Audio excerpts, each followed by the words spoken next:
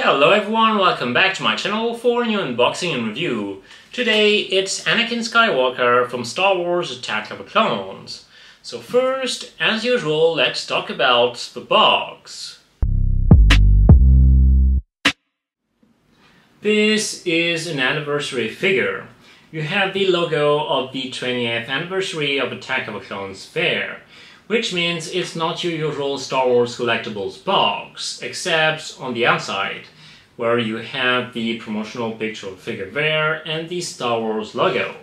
But when you remove the first part of the box, you get the vintage style inspired box, with the window box like on the Marvel figures, another promotional picture of the figure there, a vintage style inspired title card of the film, a nice and shiny sticker. On the side you have another promotional picture of a figure with the character description. At the back, another picture with the usual product information. On this side, simply the Star Wars logo. This is also a taller box than usual. I really like the vintage style inspired boxes. They're nice and different from the too simple usual Star Wars boxes. So now let's open this and talk about the accessories. In terms of accessories, you have almost everything you need to recreate all the different scenes from Attack of the Clones. The display base is the same one as Padme. It's the floor of the droid factory on Geonosis. These two little pieces are removable if you prefer the display base like this. Then he has 8 hands, a pair of fist hands that should actually be included with every figure, a pair of hands to hold the lightsabers,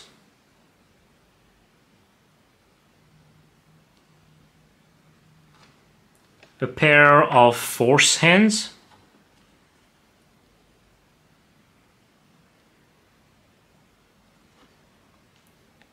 a pair of open hands. As for the lightsabers, you get Anakin's hilt and the hilt he has in the Geonosis arena. These are nicely sculpted hilts with a shiny paint tab. In fact, it's actually brand new sculpts. Anakin's hilt isn't the same in Attack of the Clones than in the Clone Wars and Revenge of the Sith. This one is thinner and the top has an additional piece instead of just being one long piece. As usual with lightsabers, you have a choice between normal blades and action blades. Plus there are LED lightsabers as well. These are powered by USB. For it to work, you need a USB-C cable and a USB plug socket or a power bank or even your phone, which is what I'm using right now. Earlier I said you have almost everything you need for this figure, but not everything. There is one thing missing here. It's the lightsaber Obi-Wan gets in the Geonosis arena that Anakin later uses against Count Dooku. All these promotional pictures that had Anakin with 2 lightsabers featured Anakin's lightsaber, but that's not the one he uses when he has the 2 lightsabers. At this point, adding another lightsaber with a figure wouldn't have cost much more to Hot Toys. Anakin also comes with his Jedi robe. In Attack of the Clones, he wears a robe that is different from what other Jedi have. It's a sleeveless one and it has 2 fixed strips at the front. The hood has wires so you can adjust it for poses, and the rest of the cape can slightly be adjusted for poses as well. Finally, he has his robotic arm seen during his wedding with Padme Amidala in the final scene of Attack of the Clones. It's not something they had to include, but they did it anyway, and I'm really happy about this. It's highly detailed, but it's actually not articulated beyond this, while the robotic arm from Revenge of the Sith has fully articulated fingers. That's slightly disappointing. So now let's talk about the figure. I'm always happy to get an Anakin figure, as he is my favorite character. It was about time we'd get one from Attack of the Clones. It's not the same outfit than in Revenge of the Sith. Here, the brown of his pants and tunic is a light brown, and the pleather strips are actually longer. Speaking of pleather, it's, as usual, try to make sure your figure is not in an environment with a high level of humidity, and don't pose it in a twisted way that may accelerate the decay of the pleather. The tunic uses fake buckskin, so it's actually a heavy type of fabric. I'm not sure why they went with this, because it's clearly not the same type of fabric he has in the film. I expected something lighter. They should have used the same type of fabric as the pants. That one is better. The costume itself is accurate, there is no denying here, but the texture of the tunic isn't. It's not a big deal, but it's a slight problem, especially since I think it cost them more to make a figure with fake buckskin than light type of fabric. The boots are made of pleather, that means you have feet articulation, but I would recommend not moving the feet too much in order to preserve the pleather longer. And honestly, with boots like this, they could have easily went with plastic. Yes, we wouldn't have had feet articulation, but at least the boots wouldn't get damaged over time. The belt itself also uses pleather, but everything that is attached to it is actually made of plastic. The lightsaber can be inserted into the belt like this, the same way that you do with other Jedi from the prequels. The head and the neck are just one piece, which means you have a limited articulation range. You can look down, look up, and look on each side. You can move the arms like this, like this, like this way. You can also move the ends. You can slightly move the torso. You can move the legs like this, and you can move the feet. The head sculpt was made by Tayo Kang and painted by Jesse Hong. It's an amazing head sculpt that really captures the likeness of a younger Hayden Christensen. I love the serious expression they gave him. It's one he often has in the film. Honestly, this is the best Hayden Christensen sculpt we've got so far. The Revenge of the Sith one was good, but it was far from perfect.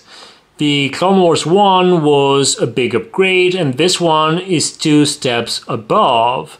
The hair has also been beautifully sculpted. Be careful when you move the head, as the Padawan braid is quite fragile. Obviously, he has separate rolling eyeballs. I'm glad that Hot Toys is finally giving all its figures this feature. For this one, you need to remove the back of the head to access the eyes. That means that you get to see the separation line here. They could have done better, but the way it's done, it's alright. So now let's see some poses.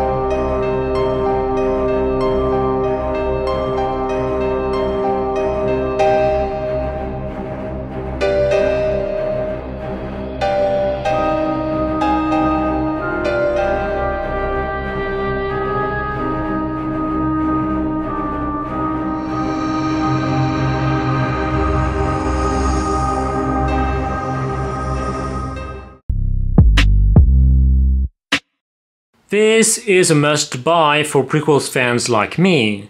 There are some flaws, but it's honestly a great Anakin figure that comes with plenty of accessories. It also has the best Aiden Christensen Headsculpt so far. I'm sorry I didn't get to show you the robotic arm on the figure, as when I was trying to remove the normal arm, I felt like if I pushed a little bit too far it could break, so I left it at that. Thanks again for watching, and don't forget to subscribe to my channel. Bye!